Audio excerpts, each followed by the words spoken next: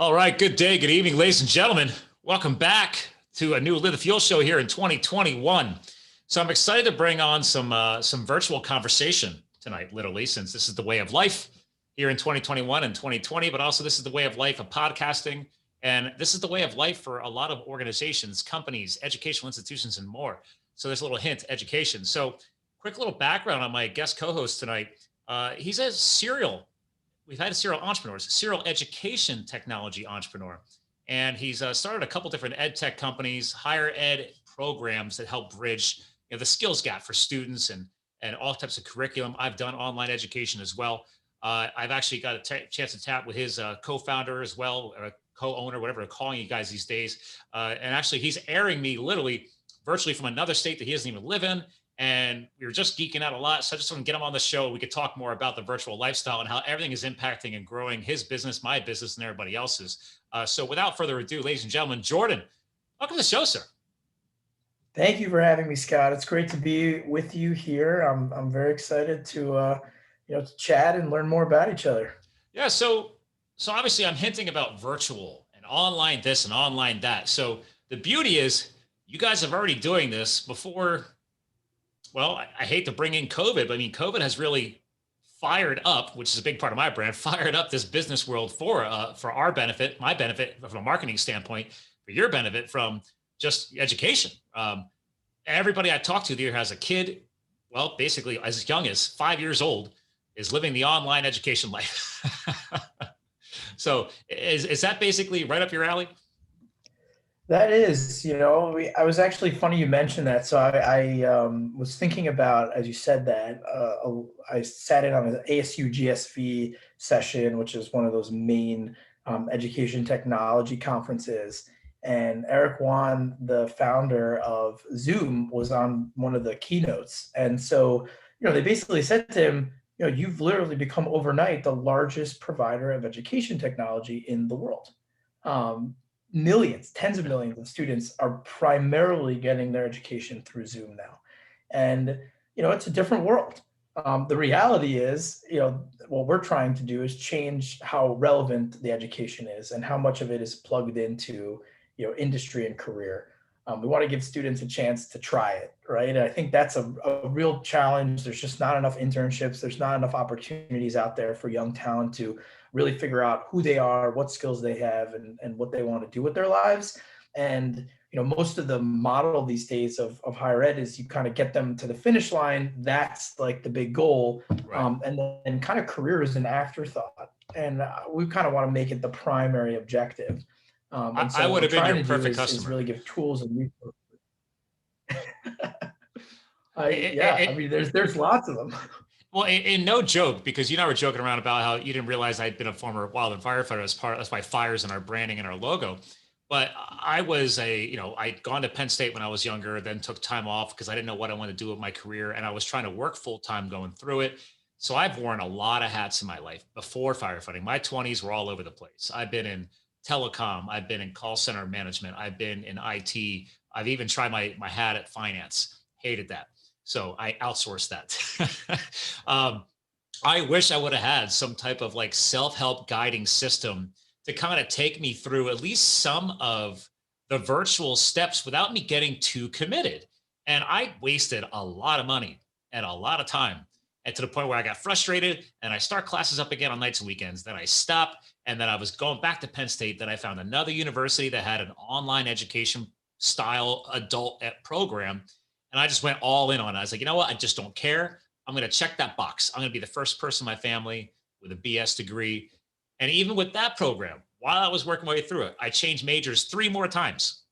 So I would have been your perfect candidate back in, this would have been, that sector was going on between 2006 and 2010, because 2010 is when I started firefighting. I took a break from the corporate life and I'd finished the degree. I'm like, that's it. I'm out. Taking a break. But am I right up your alley? Yeah, I mean, that's what, so, one of the beautiful things about your journey is you had, I'll use an old Yiddish word, but the chutzpah, right? To go out and create your own future. Okay. You had the connection, you had the drive, you had the intuition to do that. And I think a lot of the problem is a lot of students have that chutzpah to get to school, right? They know that that's a great way to kick off their career, to launch their career. There's about 20 million students, between the ages of, 16 and 34. There's Right. technically 80 million people in our country that are in that age audience. So it's not even everyone who gets a chance to do that. And Sure. those people don't even get a chance, to get internships and get out there and really gain experience. And so, I think that what we need to do as a society and as a community is to support our next generation, support, emerging leaders that want opportunity, that want to understand how they can make an impact on the world, but don't know how or don't know where to get started. And so that's what makes you a perfect candidate. Although what your journey has been all about is really experiential learning. Is hey, I learned that I don't like finance by going into finance. Right. The reality is, does everybody have a chance to try finance? No, but that's actually what I learned by doing my one internship, my junior year going into senior year, that I was totally not a good fit, for corporate world, for big four accounting, for bureaucracy, for structure. I wanted to be creative. I wanted to build stuff. I wanted to build a team and a culture and a product and get people using them and get brutal feedback and grow. And I think that that's really what I love about being an entrepreneur. Yeah, I didn't discover the entrepreneurial bug, if some people like to call it, until after firefighting. Even though I grew up in an entrepreneurial family, my dad has always worked for himself. My younger brother ended up getting into the same type of business as him, but I wanted nothing to do with it. I wasn't attracted to it. I saw all my friends when I was younger going to Penn State or going to these schools, and they were going to be engineers. So I was like, oh, I'm going to go be an engineer, right? I'm going to break the mold. I'm going to do something that's so, to me at the time, so far out there. But again, what was the term? Guidance counselors back then, if they still call them that. There's only so much guidance that is provided, and I actually feel it's very, hopefully it's still to this day. I don't want to rip on them too much, but there's a lot of people who do passionately take that role seriously. But there's also a lot of professionals in those roles that don't take it seriously. And then you're just another number in the assembly line. And I really feel there's been a strong need for a long time, I think, because I dug into your site, I dug into your platform. That's why I have you on the show here today, because I'm like, I get this. I was like, I need to share this because I could have benefited from this. Some type of way to kind of role play through or get some guidance. I can work at my own pace, get a taste of this. And is this what kind of opened your eyes after your first two EdTech endeavors? And then all of a sudden you're like, wait a minute, this is the missing link. Is like, I think that's part of the entrepreneurial story too, is like, you try, and like, maybe the first two things work great, but it's like, you know what? It's still not that magic yet. And then boom, you find this. So how did that work out for you? Yeah, I mean, it's so interesting because, the reality is, we put a lot of pressure on our educators to like solve all of society's problems in the way that they teach and educate and prepare our youth for the future. I mean, that's the main objective of our education system, is to prepare our future workforce. Yep. Now, the reality is, those people are often in education and never got a chance to enter the workforce in the same way that the 80 to 90% of people do. They're back in education. They spend their careers in education. They train to be an educator. So we cannot expect of them to guide in a way that a professional mentor, someone from industry would guide. And so that's kind of the issue, right? That's the gap, is that guidance counselors, like higher educators, they need to be equipped with resources to connect their young audience with industry so that they can open their eyes to that. And that's kind of the solution that we're working on, is trying to make it easy to manage that, right? Manage, connecting students with those professionals, manage the structure of their conversation, set the expectations so that they're realistic based on the skills of those students. So, I would hate to kind of paint a picture that we've nailed it, because frankly, there's so much that there is to do in the world of education. And not to mention like how much of this business model is contingent on getting industry to participate in education, which they otherwise really don't. All that companies really do for the most part in the world of higher ed is show up at the career services fairs and complain that the students aren't prepared. Right. Yeah, but the trying reality to find is, that perfect employee.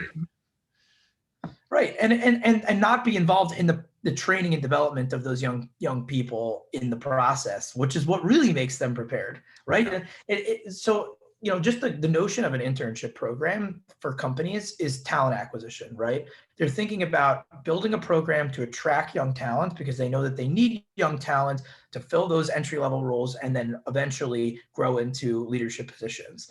Now, the reality of what an internship should be is an opportunity not only to connect with potential, employees and future leaders, not only of your own organization, but of others, right? You're actually connecting with your community, with, the young next gen who has totally different ways of looking at the world. Look at them, as a testing ground for new products, for new ideas, and get them to work on projects that are not necessarily high stakes, right? But at the end of the day, what's very important is helping students gain reference-worthy experience. So everything that you and I have mentioned in this conversation about, the types of exercise routines and big, triathlons or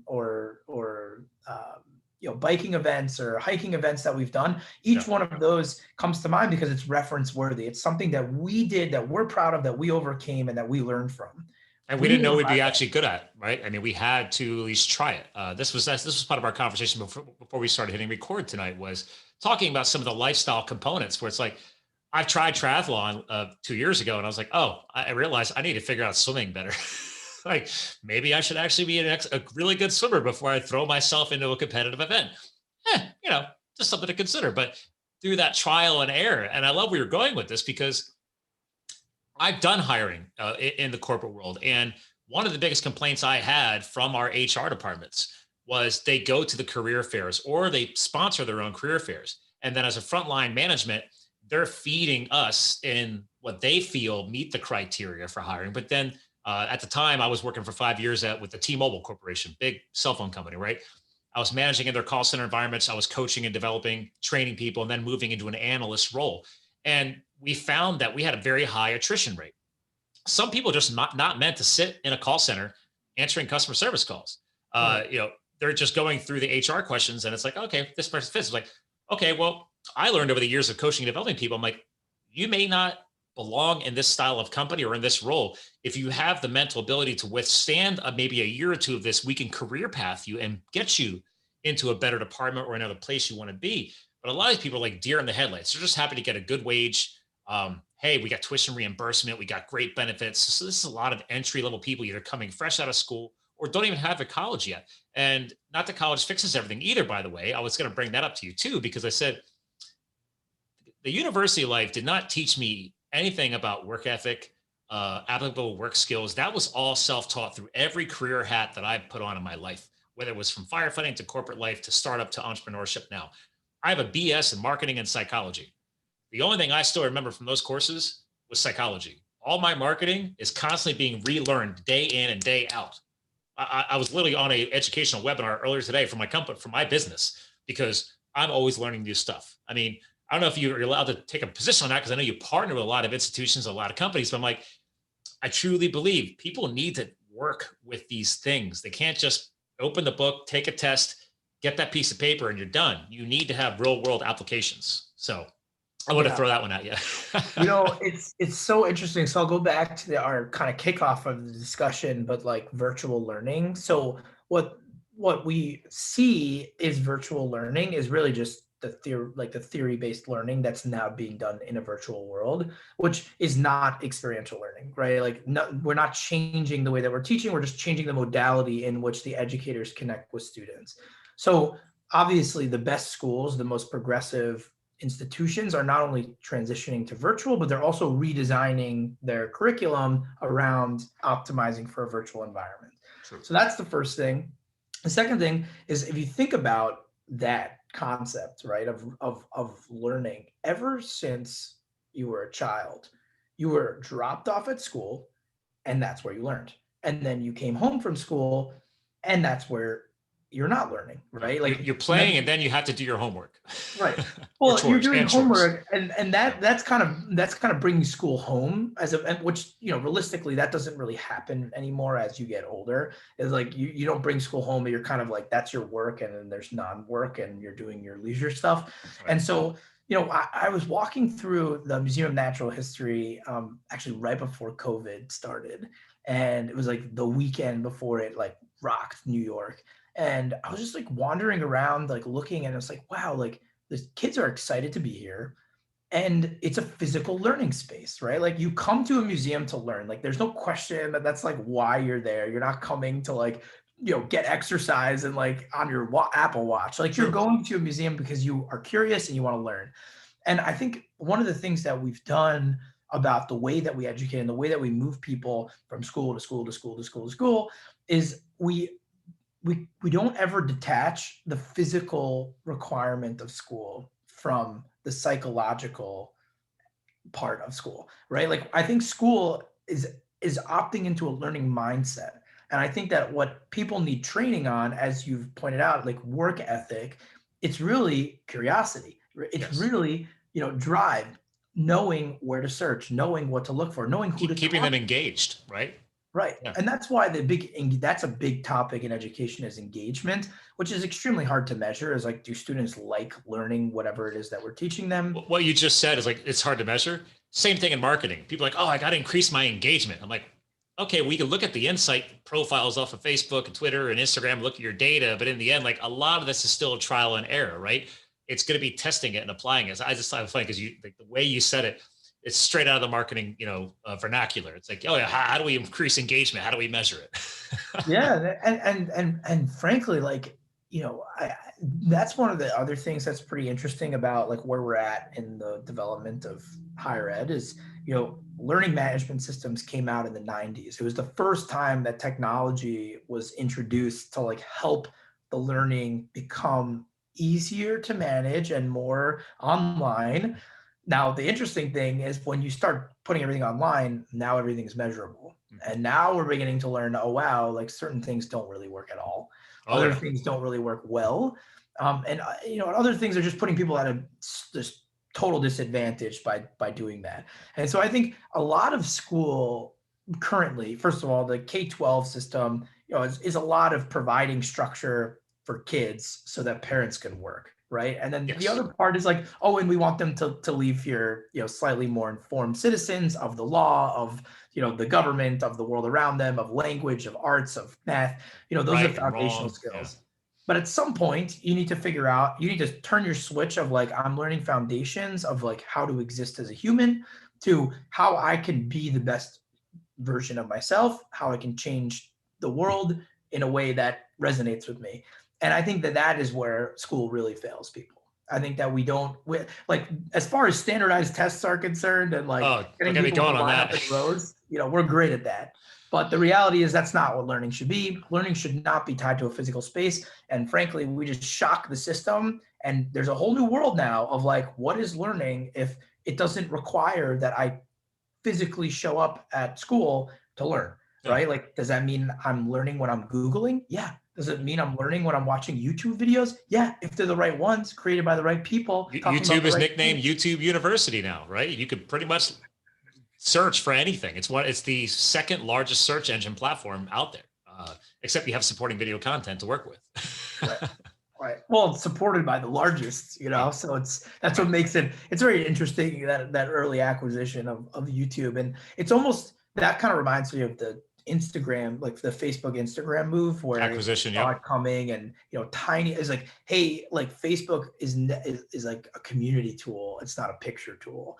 Right. Although people were using it as a picture tool, and that was a good Mark Zuckerberg move. Yeah. Very early on. Obviously, the value of Instagram is much more what they paid for it, and they needed to to keep innovating because frankly, like I think I was looking, all these things come out at the beginning of the year. Here's our anticipation of what's to change this year, and I think there's a lot of consensus that like Facebook is really losing a lot of their of their steam as Oh to yeah. what creates value for their users, and like there's such a big marketplace that they're kind of losing all of it, right? They're losing the ability to job. They have the marketplace in purchasing. They have photos. No one writes on each other's walls anymore. They only Nope. argue with strangers. Like it's And just again, your news feed is so inundated that you're not seeing what you want to see as a user. You're seeing what they want you to see. It's become actually a very business based platform too. They clean the community. I do this as a business, and I'm like, guys, like I literally have clients that I'm currently working on projects now to help them take their communities off of there because there's so many algorithms controlling everything now. They've lost a lot of the engagement that they need with their private communities and things like Facebook groups, right? Like, my God, like if you really want to have full 100% control of your community, get them off of there because now all of a sudden there's new things happening where if you like literally my one community group that has 20,000 people in it, they just like to share stories of transformations, right? What they've learned from health and nutrition and everything else. So somebody posted bacon fat in a sentence because it's good for you, and Facebook removed it, and we couldn't stop the removal of it. They said it was against Facebook's community guidelines.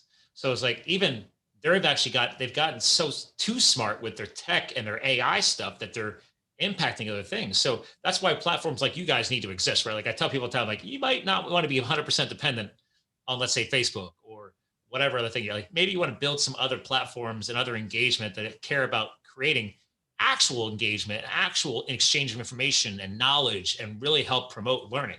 Not, oh well, if you see this in your newsfeed, go buy that. Yeah, I mean, So, that's V1 of platforms and marketplaces. I mean, there's this incredible book. There's yep. this incredible book, Platform Evolution, Oh yeah. and it talks about. I mean, it's like the early days of Airbnb and Uber and all of the social media outlets, and they even talked about like some of the failed '90s companies, Pets.com, all that stuff, to really kind of drive home some of the points that like you know a marketplace is not necessarily a platform. No, Right. a marketplace is a platform. A platform is not necessarily a marketplace. And Heck no. like all the diving into the details of, what it means to bring people together and what types of results you're trying to drive from their interactions and what data you start collecting on them. And now we're living in a world where, it's not just the data, but it's the AI tools that are being built to analyze that data. And Yep. so like, we're on like version 2, version 3, version 4 of platforms, and it's not going anywhere, right? Like all of this stuff, it's amazing. Internet drops in a place, what do people do, right? Like literally for an hour and a half, all of Broward County, Florida, lost AT&T internet, and Oh, for like an hour and a half, right? everybody It's freaked just out, 90 minutes. Like, what are people doing, right? Like, what are they especially doing? now, right? Are they going to go for a walk? Like, probably not. Like, they're feverishly on their phone praying that they don't have AT&T because that was out too, Yeah. right? Like, And then at it's like, least, oh, wait a minute. Do I have any physical books in the house that I can actually open and actually physically read? yeah. I mean, But it's going to be outage is going to be a scary thing for people to wrestle with, because like think about like Slack and Google have been having issues in the beginning of this year so far. yep. Like we couldn't use our web conferencing. We use Google Meets for that. Oh, okay. Couldn't communicate with our team. And like CapSource is a fully virtual team. Ever Yeah. since we started, my first business, I started right out of college. We started it while I was in college, so I was physically there with my colleagues, my friends who became my co-founders. We thought, okay, here's how you build a business. There's like a roadmap for this. You get an office space and you try to fill it with people. You Oh, fill the bank account with money, fill the all that overhead, all that overhead. Nope. Yeah. and I realized, I was like, first of all, I think I'm a better leader in a virtual environment. I don't think that you need to physically show up and do the song and dance and the typical schmoozing. Like I think that I like being in a virtual environment, having my 1 hour in the beginning of the week to talk to the team and facilitate discussion about our goals for the week, and then let them go. Right, let them go. There's no swivel chair management going on at CapSource. We got no way to do that. All we care about is, are we communicating using our communication tools? Are we project managing using our project management tools? Are we interrupting between different departments? Because that's a big thing for Yeah, growing and obviously business. time zones, right? If your whole team is virtual, there's different time zones. Like right now, I think you said you're in Florida. I'm in Pennsylvania, so we're good. We're the same time zone. But I know one of your Right. people's in Colorado. We were just talking about Colorado before the podcast. You said you're probably going to head to New York to see your family soon. So it's like, okay, but like, do you have people on the West Coast? I don't know. Do you? Right. Yeah. Yeah, So we it's have, like, we have people across every U.S. time zone, and multiple in the Middle East and Asia. oh, very So the cool. reality, Okay. we're dealing with a global team, a very complicated time zone issue. unfortunately, I think the state of affairs for us is we operate on East Coast, even when, you know, most of the team is not living in the East Coast, but you got to kind of stick to a time zone because it's just unfair to ask people to constantly change the time, the clocks, and ask people to move around. So No. like our team exclusively talks to each other in Eastern time, even if it's two people that are not trying to book time in the Eastern time zone, because it just makes the clock run on time, if you will. So I think that's a really good tactic for dealing with, you know, especially an international team. But you know, sometimes it requires waking up early, getting on the horn late, and just doing what you got to keep aligned. And you know, that's kind of the 20%. That's the trade-off for being a virtual team, is that, you know, I'm looking at you gotta be. onboarding a new virtual assistant, and they're going to be based in the Philippines, and I'm doing that on purpose. I want them in a different time zone. So obviously, it's going to change how, like, my past designers, when I have to work on branding projects, it's nice to be able to hop on the same time zone call. But I'm like, okay, I'm going to need to do short snippet, training videos, right? Hey, this is how we do that process. And I already have our processes documented, but because it's going to be different training, I don't want to make that person succumb to my time requirements. I feel it's my duty as a modern day online entrepreneur to figure out a way to mold people and develop people into my business practices virtually. So I'm kind of trying to do virtual learning literally within my own organization. And the great thing is the technology's there. Like, I already use systems like Trello. We can chat each other. I have private video systems, so I can upload short educational videos into a library, tag it back and forth. Like, I've already got stuff in place. So it's cool to have the tech we have today. And that's what you guys are doing, because again, you have three primary platform engagements, right? Educators, industry partners, and then the students, right? Those are your three main service worlds, I guess. So, yeah. Yeah, so we have, it's basically a two-sided marketplace, which is industry and academic, you know, Okay. partners can come and connect with each other and ultimately run internship-like programs, right? You Right. can do a Okay. capstone project, you can do a field study, you could do student consulting, MBA consulting, call it whatever you want. We just want students to be able to connect with industry I'm going to screen through share real really quick cool on stuff. that while you're saying that. Like, here's some of your Yeah. academic and industry partners. So, Yeah, thanks for bringing this up. yeah. So And by the way, ladies yeah, and gentlemen, capsource.io is the website URL we've been talking about tonight. So feel free to go check that out. It'll be in the show notes. So, yeah, yeah, that's some big names on here. yeah. Thank you. I mean, obviously, we're extremely proud of these partners, and you know, this is just a drop in the bucket compared to, you know, some of the other folks that we've been working with. So, one of the cool things about CapSource is, you know, we're building a pipeline, right? A pipeline between education and industry. Ultimately, we need both sides involved, but the purpose, the beneficiary, is the student, the learner. And of course, companies don't call them students, right? They're calling them candidates. They're calling it talent, entry level talent. Yes, I did see So that. You have recruitment support and you have talent acquisition is some good branding on that. So people don't want to be just the yeah, employee. I'm talent. Here we go. I'll share that again. right, right. It's true, and that is the issue, you know, in the world of education to work, you know, transitioning, is that the language used by education and the language used by work is totally different. Mm. And we're trying to build a platform that enables both sides to communicate with each other in a language that we feel works. So, you know, you pulled up the formats. I mean, that's a good example, right? Like, schools call them capstones, but when we pitch it to Okay. companies, we don't call it capstones. Why? Because a company doesn't really know what a capstone is, right? So it's very interesting. We So call it that's your MBA verbiage consulting, versus what student they need to know. consulting, you know, field work, field studies, like things that really resonate with companies. I think the key is making it easy to manage, and that's really what we're investing into heavily now. Is that we have a marketplace, we have a tool that gets them in touch and allows them to structure a mutually beneficial project, right? So a student is going to work on a go-to-market strategy for, you know, a Bitcoin ATM provider, right? And so like that's what the student's going to work on. Obviously, the key to making this high impact for the student is making it real. So it's a real company with a real challenge. That's what makes it reference worthy. You can add something to your LinkedIn that says, I was a student consultant for CoinSource.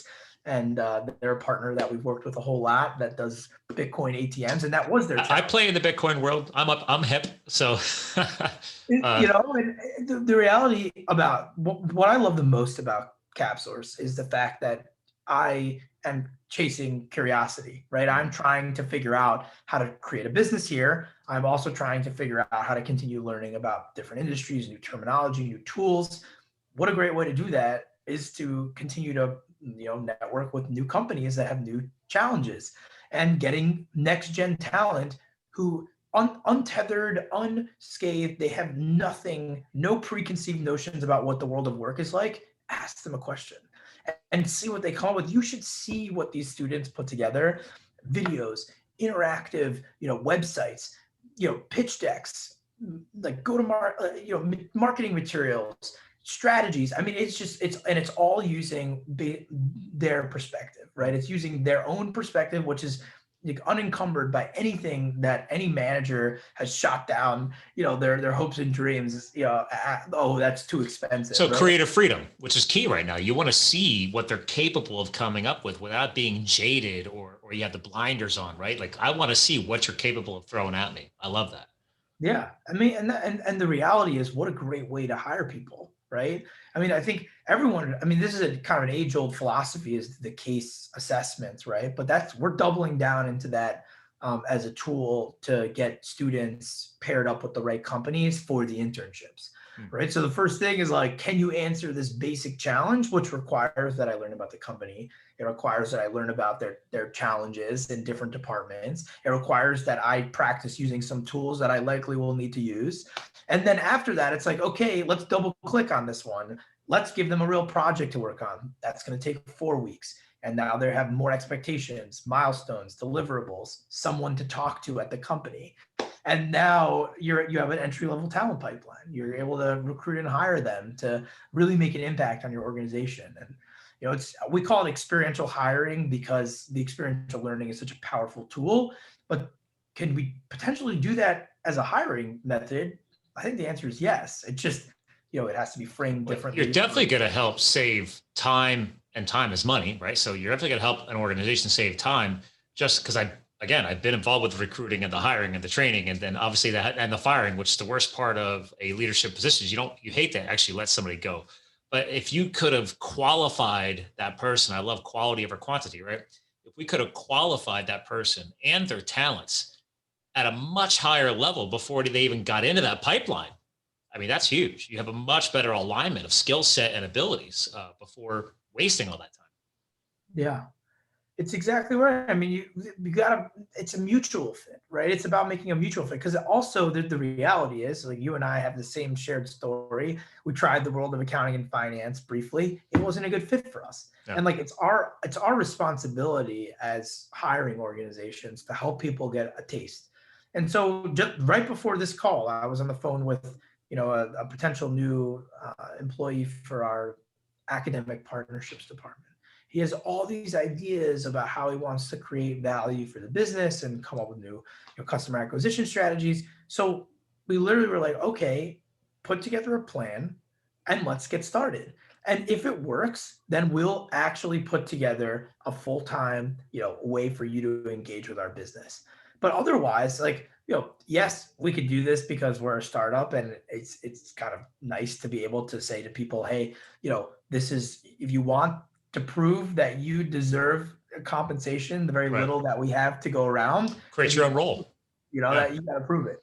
And so I think that, obviously what we're trying to do is remove the risk and also provide structure, where, the operative requirement of an internship is that it's technically designed more for the candidate as a learning experience than it is for the company as labor, right? Like, but if you manage that properly, the actual outcome of that experience will be so valuable to the organization, and you can hire the best performing talent that wants to be hired, right? Like that. Yeah. We've run internship programs before where the students opt out of the hiring funnel because they're like, wow, like it was really cool to work for the American Cancer Society or the Ronald McDonald House, charities, but I don't want to be a nonprofit, right? So I'm going to go a different direction. But now they took away some experiences that at least helped them realize that. And because that's what I love about this too, is you're not just saving the company time and money. Like I said, that as somebody who has, I don't want to ever say that I've wasted time at a role.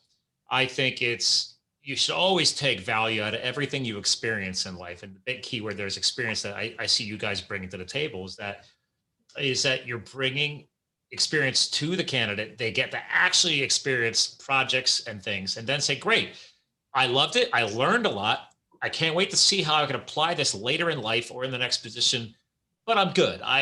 You know what? Let's not go the nonprofit route. Let's go into the for-profit world and see, who knows, I might end up falling back on that skill or that project a year or two from now. Who knows? So And that exact thing, that concept, is goes back to what we were talking about earlier, which is internship programs should not just exist as a talent acquisition funnel.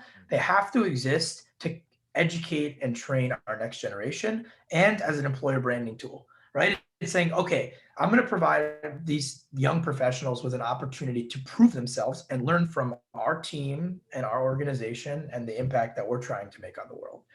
Some of them will ultimately become our incoming, fresh talent. Other ones will be our future leaders.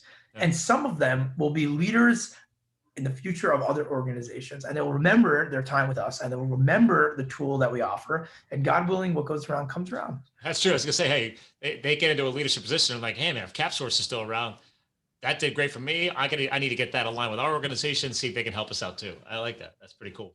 Yeah, Um, I mean, the reality is people want to learn. I think there's like, if you can build a culture around learning, that's what we're trying to do at CapSource, not only as a product and, the philosophy that we sell and facilitate, but also as a team, right? Like we're trying to basically create an endless amount of curiosity and digging, and of course, like it is work, like you have to hustle, right? Like sure. that's what makes the wheel turn. But at the end of the day, like, can we make that, a process that is about building more efficiency into it, building more effectiveness into our process? And so is that something that gets people excited? Or do you say, hey, you had a great experience in our product team, let's move you over to marketing now so that you can take all of what you learned in product and really help us market better?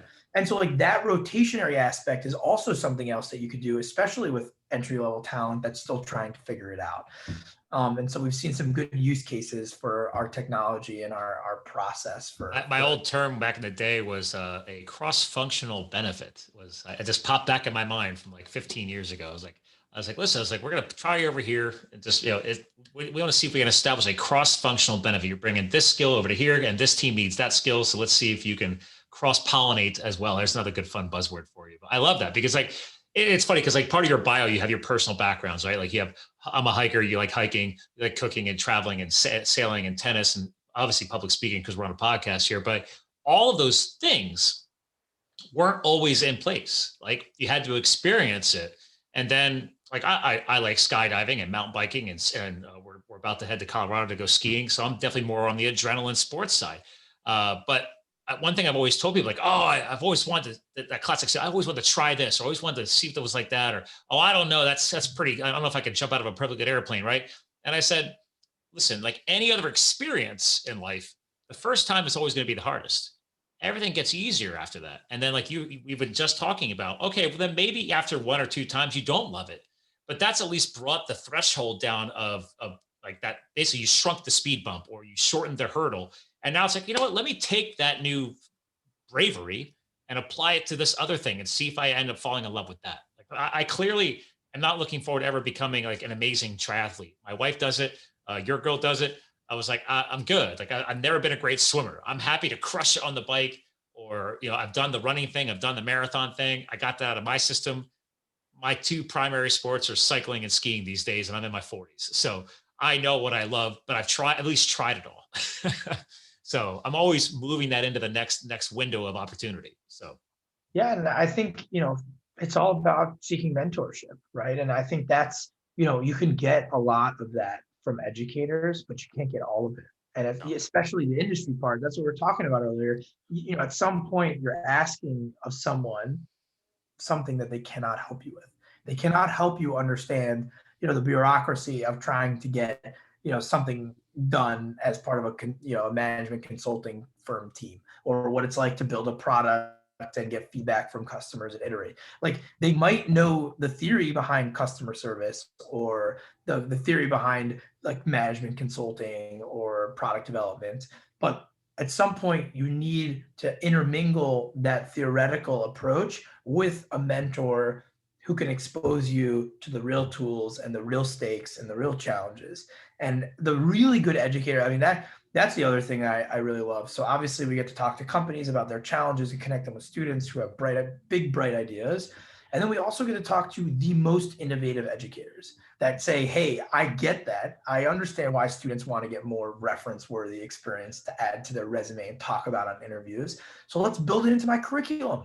Let's make my marketing class about building a marketing strategy for Burger King or DoorDash, right? Or how those two companies can work together. And like, that is a cool opportunity. But what makes it real is the fact that that company has that interest in a solution. Otherwise, it's just a thought exercise. And I think that's where the real stakes come into play, is really giving people a chance to work, to chew on something, right? Like, you're actually saying, think about this. This is something that we're trying to do. DoorDash did a huge competition with students this year, said post-COVID meals at universities, what's it going to look like? How do we play into the environment? What a perfect use of student resources. They came up with they literally were. And those students are already going through it and living through it. So they're going to be inspired and motivated to figure that out, right? I think that was a genius project. Right. And you know, for them, they added a financial incentive to the winning team, and, you know, God willing, internships to the folks that top perform the best. Like, that's what really creates momentum for the future. Because the reality is, these people, first of all, obviously DoorDash also, you know, can acquire customers by working with them as students. Oh, sure. That's kind of a nice need, but not every company can technically, you know, sell anything to a college age student. So how do they look at it? Well, the reality is, bright ideas, totally unencumbered, unique perspectives to bring to the table. And we can't, as leaders, like, that's the why do mentors mentor, right? Like, that's the psyche that we're tapping into, is that if you had something that you could teach other people, it would excite you to do that, right? It excites people to mentor others. And so what we're trying to do is say, you are an expert in your field. Let's find students who want to learn that, right? And let you mentor them. And God willing, you'll change their lives. I mean, that's the amazing thing about, like, educating and mentoring and facilitating a learning experience, is that people can walk away from this with a totally new perspective on the world. And that is what changes our future. I love where you're going with that. It's actually perfect because we're bringing the show towards a close anyway, because I literally made a post, by the way, about that like a few weeks back, about, like, listen, a mentor of mine a long time ago said, guys, like, every single one of us know at least 60% more about a certain subject than most of the people in your inner circle, right? So he's like, that right there is an educational opportunity. Could be an opportunity to build a business, could be an opportunity to build a platform. We don't know, but it's like, think about those things that excite you, right? And I think the biggest thing on what you're coming off of there, for me anyway, is that for years I pushed a lot of motivational content when I first founded Live the Fuel before the podcast. And then as I grew and worked with people and I helped people, I realized, wait a minute, it's not so much about the motivation. It's really the inspiration that keeps you going. Motivation became more short term for me. That's like, hey, I wake up every morning and I'm out in my garage gym at 7 a.m. putting in the work. But what inspires me to do that? Great. I got a big ski trip coming up, or I got a bike race, or a virtual bike race is a thing nowadays, right? So I'm going to train for a virtual bike race, right? Whatever it may be, like, the motivation is a short term for me. Now, the inspiration is what triggers the long term commitments. And for me, that's a big deal. So, on that note, as we bring this show to a close, I ask my guest co hosts to leave behind. For years, I said the final words of the show, but I've grown with meeting great people like you and organizations that truly care.